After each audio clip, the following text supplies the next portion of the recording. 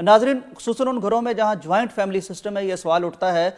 अमूमन ख़वातीन ये सवाल करती हैं कि शौहर की जो वालदा हैं यानी बेगमात की जो सास होती हैं, क्या उस सास की खिदमत करना बेगम पर फ़र्ज़ है या नहीं फ़र्ज़। अच्छा, यही बात सऊदी अरब में एक आलिम दीन से, एक शेख से किसी खातून ने, अरबी खातून ने पूछा।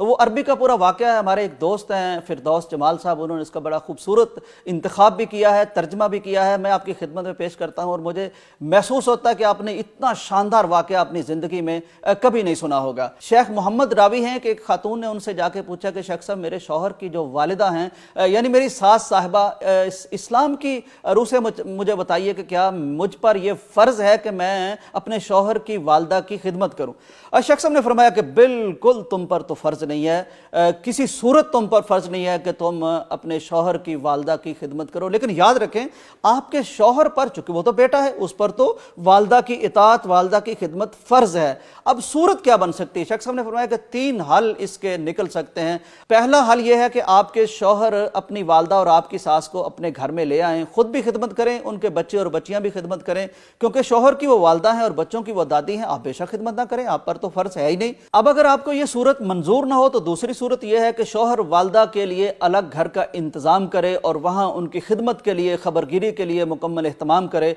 इस सूरत में आपके शौहर पर फ़र्ज़ होगा कि वक्तन फ़क्तन या जब भी वालदा डिमांड करे, तलब करे, उनको ज़रूरत महसूस हो तो चूँकि ये बेटा है, इस पर अपनी वालदा की अताअत फ़र्ज़ है, तो ये फ़ौरन वहाँ जाएंगे और अगर वालदा तकाजा करती हैं कि पूरी रात मेरे पास रुको, तो बतौर बेटा वालदा की खिदमत करने के लिए सारी रात वालदा के सराहने रहना आपके शौहर पर फ़र्ज़ है। उस दिन ये घर नहीं आएगा और अगर वालदा कहती है 1-2 दिन और रुक जाओ, तो फिर भी उसे रुकना पड़ेगा, क्योंकि आप पर तो अपनी सास की खिदमत फ़र्ज़ नहीं है, लेकिन आपका खामन जो है, चूँकि वो तो बेटा है, उसकी वालदा है, उस पर तो ये फ़र्ज़ है। तो आपको ये बर्दाश्त करना पड़ेगा कि शौहर घर से बाहर रातें भी गुजार सकता है। इस सूरत में शेख साहब ने फरमाया कि तीसरी सूरत यह है कि वालदा घर में ही हो लेकिन आप खिदमत ना करें, और शौहर भी चूँकि जॉब शॉप पे जा रहा होगा, कारोबार कर रहा होगा, कुछ ना कुछ तो उसका काम होगा, वो भी घर में हर वक्त नहीं रह सकता, तो वालदा की खिदमत के लिए एक नर्स को रखना होगा और नर्स जाहिर है तनख्वाह भी लेगी। और अगर इस सूरत में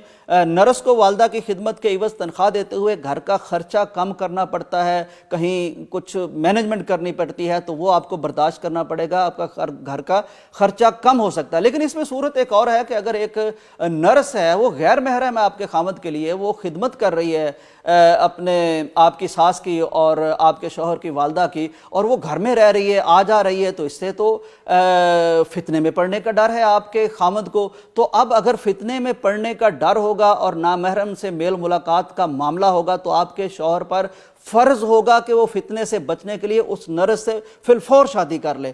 अगर वो शादी कर लेता है तो उसे 3 सवाब मिलेंगे, एक दूसरी शादी करने का सवाब, एक वालदा की खिदमत करने का सवाब, और तीसरा फितने से बचने का सवाब। तो ये 3 सूरतें हैं। वैसे आप पर अपने शौहर की वालदा की खिदमत करना बिल्कुल फ़र्ज़ नहीं है।